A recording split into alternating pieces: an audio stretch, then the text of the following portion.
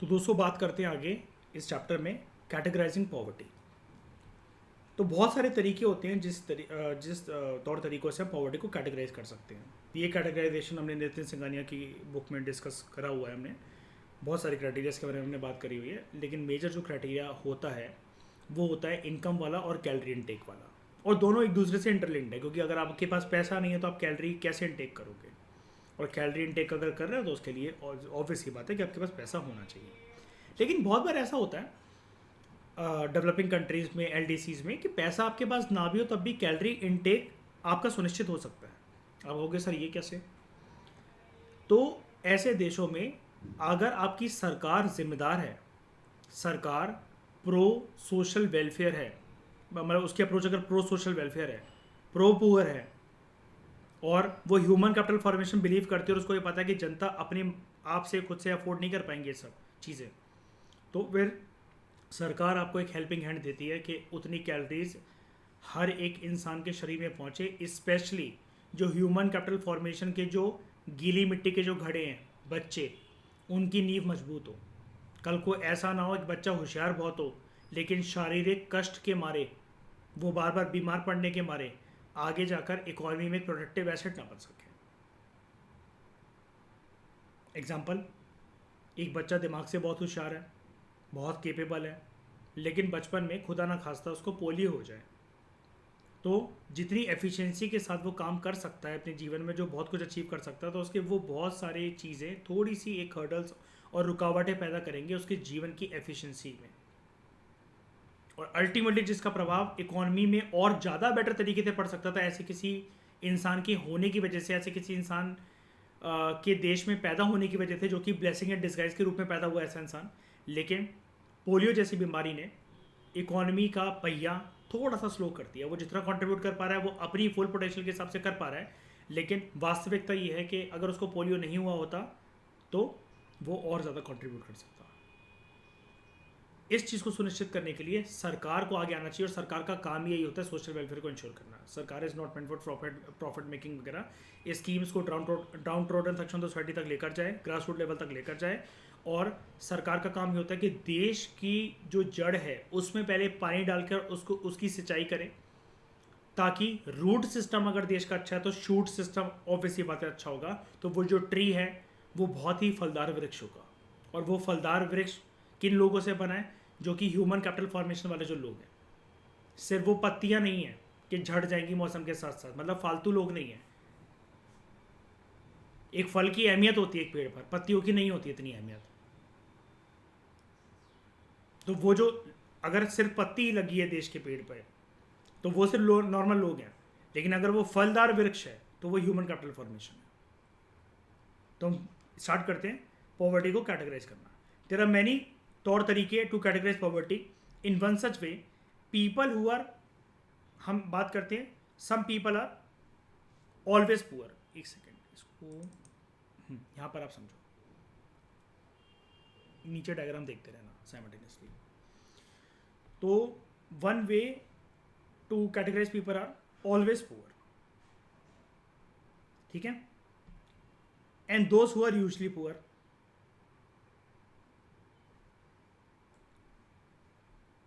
अब दोनों को अगर आप बोलो ऑलवेज पुअर और यूजली पुअर, 1+2 ये आपका बनेगा क्रॉनिक पुअर। तो कल को ये क्वेश्चन आ सकता है, ऐसे क्वेश्चन यूपीएससी में पूछे जाते हैं प्रीलिम्स के अंदर, और स्टेट पीएससी में पूछे जाते हैं।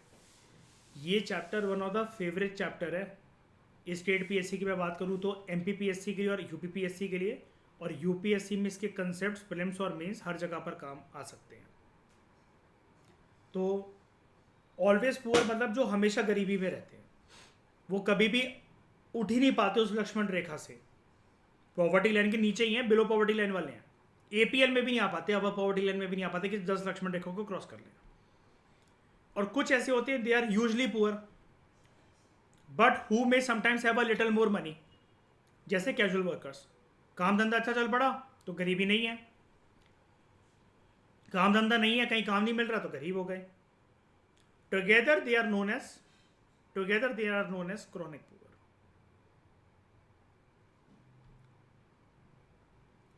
फिर एक होता है कंसेप्ट चर्निंग पुअर का। तो ये आपको एक हेल्पिंग हैंड दे रहा है ये वाला टॉपिक नितिन सिंघानिया की जो बुक से जो हमने पॉवर्टी कर रहा था चैप्टर उससे ज़्यादा।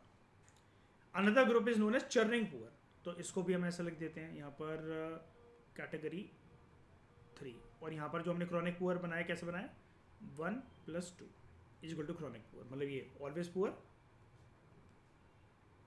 Poor plus usually poor. Always poor वाले हमेशा गरीबी रेखा के नीचे है, यूजुअली पुअर मतलब जब किस्मत साथ दे रही है तब वो गरीब नहीं है। नहीं, अभी एम्प्लॉयमेंट की बात नहीं हो रही है, वो ये पुअर की बात हो रही है। तो हाँ, कैजुअल वर्कर्स मतलब जिनके पास फिक्स काम नहीं होता, अनएम्प्लॉयड सेक्टर के जो लोग, अनऑर्गेनाइज सेक्टर के जो लोग होते हैं, ठीक है, तो they are together known as chronic poor. फिर another group are churning poor. Churning poor क्या होते हैं, who regularly move in and out of poverty, ठीक है। तो अगर आप ये देखो, सबसे प्यारा ग्राफ होता है ये प्रूव करने के लिए, और ये आपको कहीं मिलने नहीं वाला, कोई भी आप किताब उठा लो।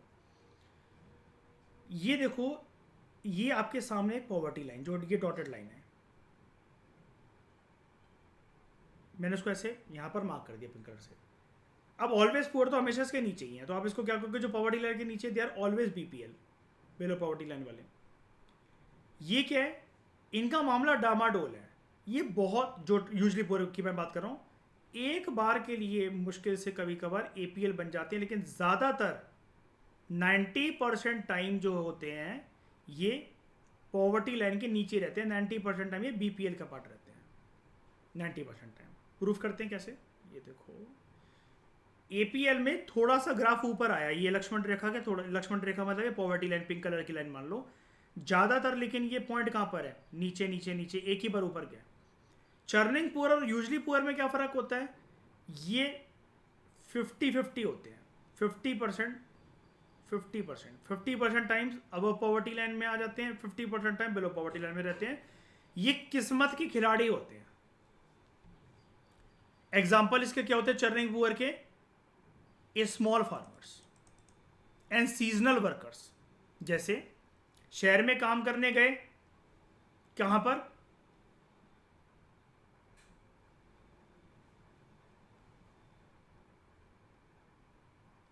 आइसक्रीम फैक्ट्री के अंदर, मालिक ने 4 महीने काम करवाया और 4 महीने के अंदर वर्करों से काम करवा करवा के पूरे साल की आइसक्रीम बनवा डाली,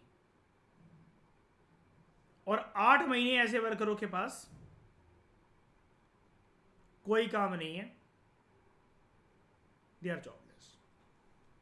और अब आप कहोगे कोई और भी तो काम कर सकते हैं, देखो ठीक है कर सकते हैं करने को, लेकिन बहुत बार ऐसा होता है कि आपकी एक ही चीज़ में महारत हासिल होती है, आपको नया काम सीखने के लिए थोड़ा सा टाइम लगता है, वो फिर आपको मिलना भी चाहिए वहाँ पर, फिर उस जगह पर आप नया काम जहाँ पर मांगने जा रहे हो आपके लिए जगह भी होनी चाहिए, बहुत सारी चीज़ें डिपेंड करती हैं। ओके, ये हो गए आपके चर्निंग पुअर, 50% ऊपर रहते हैं पॉवर्टी लाइन के, 50% नीचे रहते हैं। अब ओकेशनली पुअर में क्या है, कभी कभार इनका लक फैक्टर ऐसा होता है, कभी कभार, कि ये बीपीएल में खिसक जाते हैं। ज़्यादातर ये 90% टाइम ये एपीएल में ही रहते हैं, अबव पॉवर्टी लाइन में ही रहते हैं।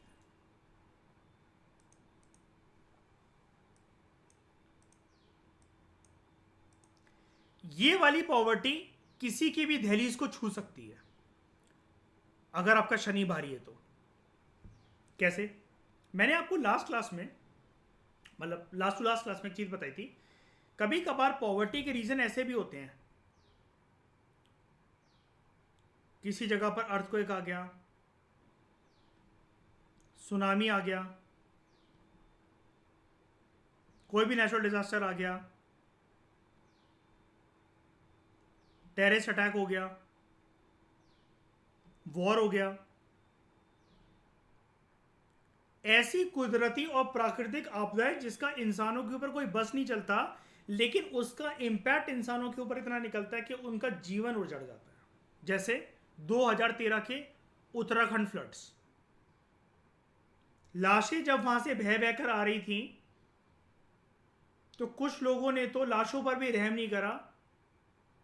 जो औरतें हाथों में उंगलियों में रिंग्स पहनी हुई थी बहुत सारी। अब ठंडे पानी की वजह से उनका शरीर फूल गया और बहते हुए आ रही थी उनका डेड बॉडीज वगैरह। तो कुछ लोगों ने उस टाइम पर ऐसे डेड बॉडीज का भी फायदा उठा लिया कि उंगलियां काट काट कर रख ली बोरी में कि बाद में उतार लेंगे इनकी अंगूठियां सोने की।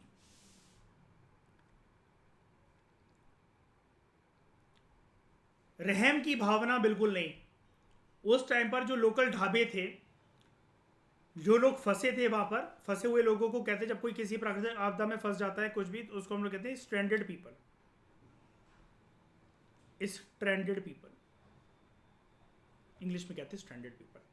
तो जो लोग वहां पर स्ट्रैंडेड थे, जो फंस गए थे, ढाबे वालों ने आलू का पराठा एक एक 8-8 हज़ार रुपए में बेचा है, और पार्ले जी का जो 5 रुपए वाला जो बिस्किट होता है वो 2,500 5,000 रुपए में।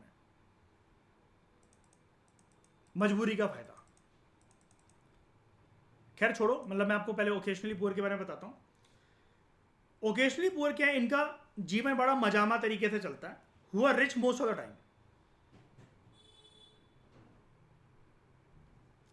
लेकिन 7.5 अगर भारी है किसी के ऊपर, दे में sometimes have a patch of bad luck. ठीक है, और वो इन सारे रीजंस की वजह से आ सकते हैं। ये रीजंस आप लिख लेना, मैं आपको कोई भी चीज़ ऐसे ही नहीं बताता हूँ आपको। अगर क्योंकि बियॉन्ड द टेक्स्ट अगर जाना है, अगर आपको रीज़न पूछे जाए तो फिर आप ये ना कहो कि एनसीईआरटी में तो दे नहीं रखा था। इतनी मेच्योरिटी आपके अंदर होनी चाहिए कि आप ये जाकर खुद फाइंड आउट करो। तो वो होमवर्क पहले से ही करके जाओ तो आपका टाइम बच जाता है। तो क्या क्या रीजंस हो सकते हैं कि बंदा एकदम से ओकेशनली पुअर हो गया? एकदम से नहीं हो गया, मतलब ओकेशनली वो कभी कभार वो पुअर हो गया, अर्थ को एक सुनामी, टेररिस्ट अटैक। और ऐसा नहीं कि बंदा रिकवर नहीं कर सकता, रिकवर कर सकता है। जैसे मैं आपको एक बात बताता हूँ, जापान के अंदर जब वर्ल्ड वॉर की सिचुएशन जब चल रही थी, तो सुजुकी के मालिक ने, उसकी पूरी फैक्ट्री उजड़ गई थी, सब तहस नहस हो गया था, मतलब बॉम्बार्डिंग हुई, वो हुई जो भी हुई, मतलब तो उसका मतलब पूरा सेटअप जो है वो उजड़ के रह गया, वो बिगड़ गया। लेकिन उसने बहुत अच्छे से संभाला, और आज देखो सुजुकी किस ऊंचाइयों पर है। तो फिर उसके बाद है हमारा ये ट्रांजिएंट पुअर। ओकेशनली पुअर हो गया, ओकेशनली पुअर, ठीक है। तो चर्निंग पुअर और ओकेशनली पुअर 3+4 कर दो, तो together they are known as transient poor. ठीक है, चर्निंग पुअर मतलब जो 50% एपीएल में रहते हैं, 50% बीपीएल में रहते हैं। ओकेशनली पुअर 10% टाइम कभी कभार बीपीएल का पार्ट बन सकते हैं, 90% टाइम इनकी जिंदगी बहुत मजामा तरीके से चलती है। बिलो पॉवर्टी लाइन मतलब अब पॉवर्टी लाइन के ऊपर नहीं, मतलब ये रिच सेक्शन के होते हैं, मतलब अपर मिडिल क्लास वगैरह, काफ़ी बढ़िया जिंदगी चल रही होती है उनकी भगवान की कृपा से। लेकिन भगवान की जब कृपा जब बरस रही होती है तो फिर ज़्यादा ध्यान देती नहीं है भगवान वगैरह पे, तो भगवान फिर दोबारा धरातल पे लाकर पटक देता है इनको। तो they are called the transient poor. ठीक है, टुगेदर, मतलब ये देखो ये लाइन अच्छी लिखी हुई है, they are called the transient poor. आप कहीं समझ लो ओकेशनली पुअर को ट्रांजिएंट पुअर कहते हैं, together they are known as. ठीक है, इसलिए मैं आपको डायग्राम के साथ साथ बोला मैंने आपको करने को, कि आप इसको देखते चलो। फिर एक होते हैं जो पिछले जन्म में बहुत अच्छा कर्म कर कर आए होते हैं। ठीक है, they are never poor and they are non poor. ये गरीबी जानते ही नहीं है। ठीक है, तो they are non poor category. अब देखो एक बात देखना ध्यान से, नॉन पुअर का जो ये जो ब्रैकेट है, ये यहाँ पर भी टच कर रहा है इसको। अगर आप ध्यान से देखो, ये देखो यहाँ पर भी टच कर रहा है, और ये ना यहाँ पर भी टच कर रहा है। तो 4, और इसको अगर मैं 5 कर दूँ, तो 4+5 आर नॉन पुअर। आप ओकेशनली पुअर को भी नॉन पुअर ही कहोगे, क्योंकि वो तो भाई हर किसी के जीवन में थोड़ी ना आ जाएगा कि अर्थक्वेक आ गया, सुनामी आ गया, टेररिस्ट अटैक आ गया। अब कुछ लोग जो कोशिश गिराने रह रहे हैं, जिनको एक खतरा है, जिनको ये खतरा है कि वहां पर सुनामी आ जाएगी, वो आ जाएगा, घर उजड़ जाएगा, तो भाई उनकी गलती है, क्यों रह रहे हो तुम वहां पर? और अगर ऐसा कुछ हो गया तो या तो दोबारा पर्सन के अंदर दम हो दोबारा अपना सेटअप पूरा एम्पायर खड़ा करने का, अगर नहीं है तो धीरे धीरे करके पर्सन अपनी मेहनत से या फिर अपने जज्बे से निकल ही सकता है बाहर ऐसी परिस्थितियों से। तो कभी कभार ऐसी गरीबी टकरा जाती है, और वो भी एक टफ टाइम टेस्ट करने के लिए। ठीक है, कि जब भगवान ने अच्छे दिन दिए तब तो आपने बहुत अच्छे से झेल लिए, बुरे वक्त को झेल सकते हो क्या? तो हो जाता है किसी के साथ ऐसा कभी कभार, भगवान ना करे किसी के साथ हो, लेकिन ठीक है जो भी है। और एक होते हैं जिनके पिछले जन्म के कर्म बहुत अच्छे होते हैं दे आर नेवर पुअर। अब ये नोट्स मत बनाने लगना इसके, ये दिस इज द रीजन के पिछले जन्म के कर्म अच्छे इसलिए दे आर नेवर पुअर। तो इनको together occasionally poor plus never poor को हम लोग कहते हैं नॉन पुअर। क्लियर हुआ है? बताओ क्लियर हुआ?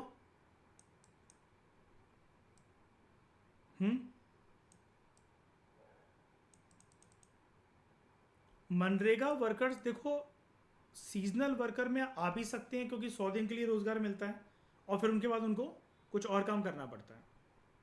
हाँ बिल्कुल सीजनल वर्कर है वो, लेकिन बार बार ये भी हो सकता है कि और मल्टीपल स्कीम सरकार की चलती है, अपन तो सिर्फ मनरेगा के बारे में सुनते हैं ना, और भी जगह पर काम मिल सकता है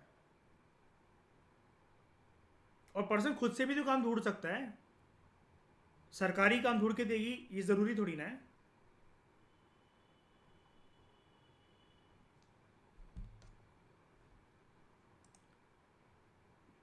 सरकारी काम हमेशा, हाँ हाँ बिल्कुल बिल्कुल, जो भी सरकार से जुड़ा हुआ जो भी कोई काम होता है तो वो एम्प्लॉयमेंट ही होता है। सरकार ऐसी क्रिएट करती है, सरकार कभी भी आपको फिक्स एम्प्लॉयमेंट नहीं दे सकती। अगर आपको वो चाहिए तो आपको सरकारी एग्जाम निकालना पड़ता है कि जहाँ पर वैकेंसीज होती हैं। छोटे मोटे काम के लिए जब सरकार को नीड होती है सिर्फ सरकार तभी काम दे सकती है, सरकार उस चीज़ में कुछ नहीं कर सकती। इंफ्रास्ट्रक्चर एक हद के बाद जाकर नहीं बनाया जा सकता। आप क्या आसमान में क्या ट्रेन थोड़ी ना चलाओगे, ठीक है?